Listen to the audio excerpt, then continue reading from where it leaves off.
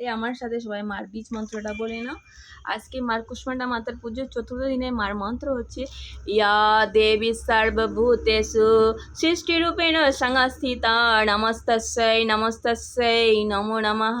মাকা বীজ মন্ত্র হচ্ছে এং হিং দেব্যায় নমঃ, এং হিং দেব্যায় নমঃ, এং হিং দেব্যায় নমঃ।